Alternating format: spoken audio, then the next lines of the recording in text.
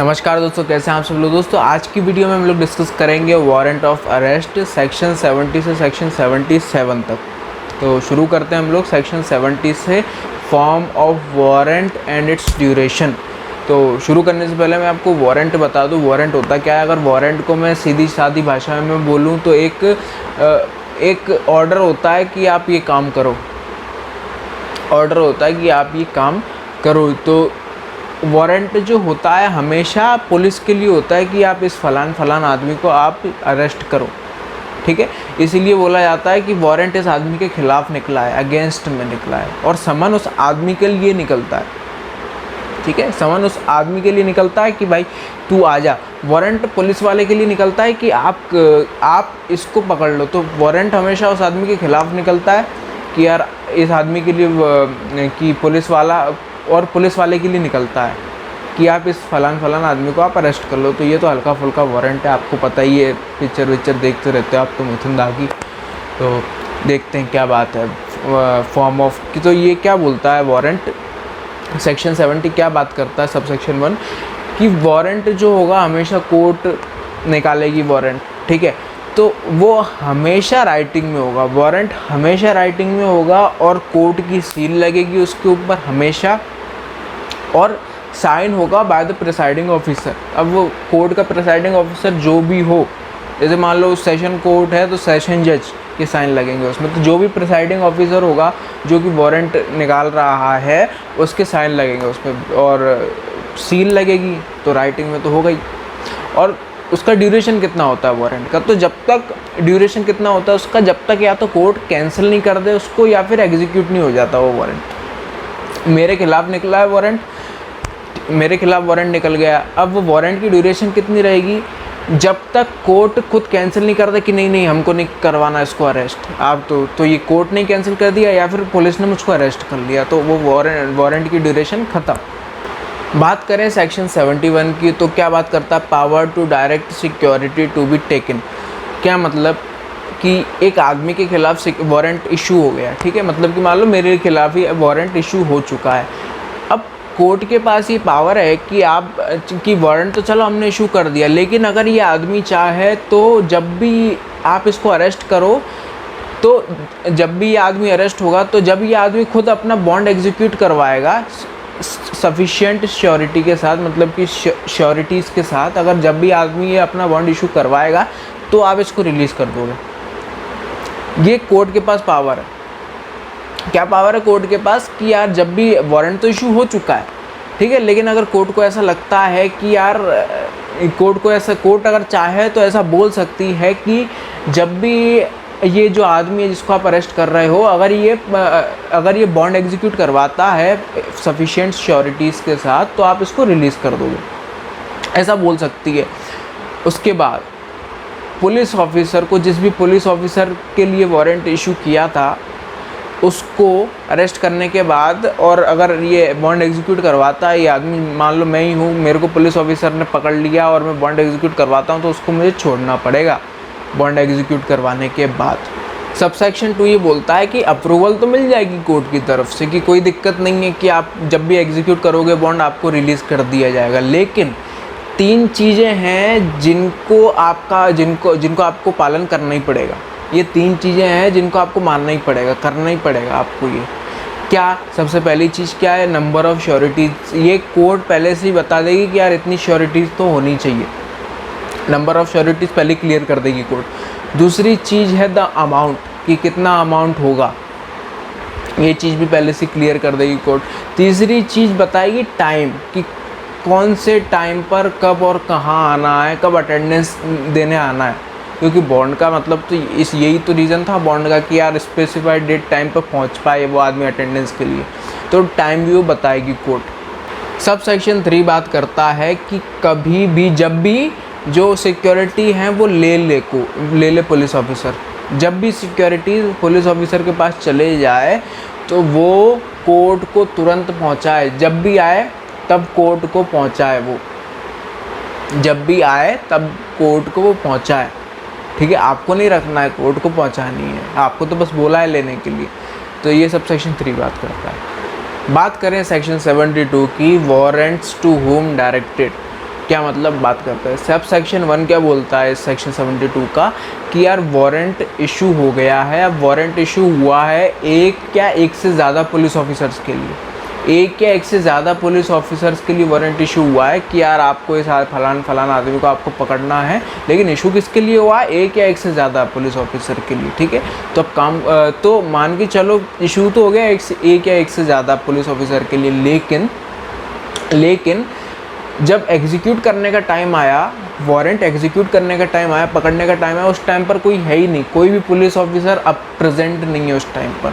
तो कोर्ट क्या करेगी? तो कोर्ट किसी भी आदमी को जिसको वो चाहे वो किसी भी आदमी को बोल सकती है कि आप एग्जीक्यूट करो। जिसको भी कोर्ट चाहे, जिसको भी उसको बोल सकती है कोर्ट कि आप एग्जीक्यूट करो, ठीक है। कब? अगर कोई भी पुलिस ऑफिसर उस टाइम पर प्रेजेंट नहीं है एग्जीक्यूट करने के टाइम पर।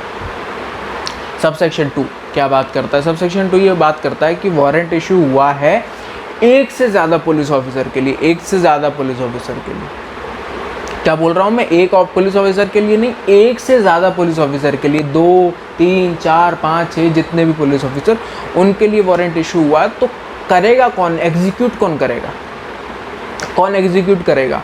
तो कोई भी कर सकता है, भले कोई एक आदमी कर ले, 2 आदमी कर ले, 3, जितने चाहें वो। अब वो उन आपस में रहेगी उनकी अंडरस्टैंडिंग कि यार कौन, ये तू चला जा, चलो अपन तीनों चलते हैं। अब वो जो हिसाब से वो बिठा लें अपनी अंडरस्टैंडिंग कि यार चलो अपन करते हैं।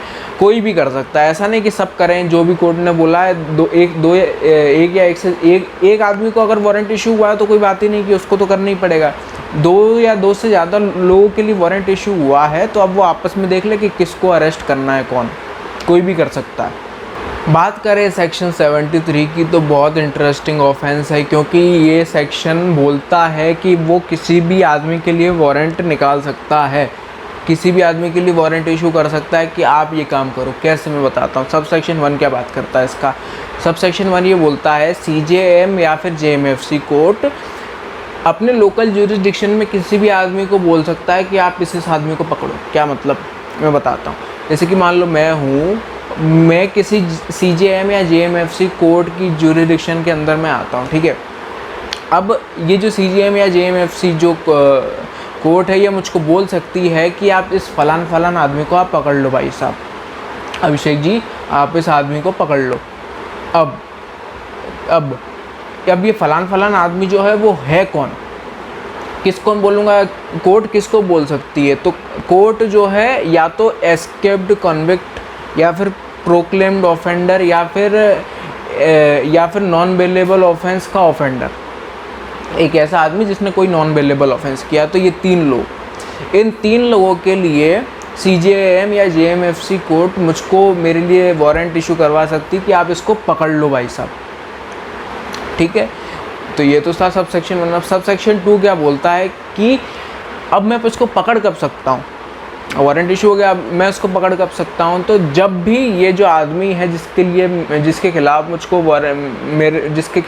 मेरे लिए वारंट इशू हुआ है, तो जब भी ये मेरी प्रॉपर्टी में आता है, मेरी ज़मीन पे आ रहा है, घर पे आ रहा है, मेरी प्रॉपर्टी पे आ रहा है, तब मैं इसको पकड़ सकता हूँ, तब मैं वारंट एग्जीक्यूट कर सकता हूँ।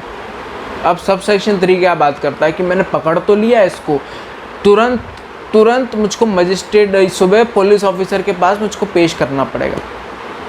तुरंत जब भी मैं पकड़ लूँ उसके बाद मुझको पुलिस ऑफिसर के पास पेश करना, फिर पुलिस ऑफिसर अपने कोर्ट में जाके पेश करेगा उस आदमी को, अरेस्टेड पर्सन को, ठीक है। लेकिन सेक्शन 71 अभी हमने बात की सिक्योरिटीज़ को, अगर ऐसा कुछ है तो छोड़ना पड़ेगा, नहीं तो पेश करना पड़ेगा उसको। सेक्शन 74 क्या बात करता है कि वारंट इशू हुआ है किसी एक पुलिस ऑफिसर के लिए कि आप ये काम करो। अब वो पुलिस ऑफिसर जो है वो किसी और पुलिस ऑफिसर का नाम भी ले सकता है कि यार मेरे बदले ये अरेस्ट कर ले भाई, तू अरेस्ट कर ले।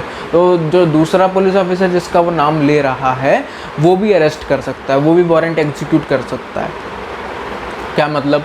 मेरे लिए वारंट इशू हुआ कि यार अभिषेक शर्मा आप इस आदमी को पकड़ लो, वारंट इशू कर दिया हमने आपके लिए, ठीक। अब मैं क्या बोलता हूँ कि शुभम चले जाना, ज़रा उसको पकड़ लेना।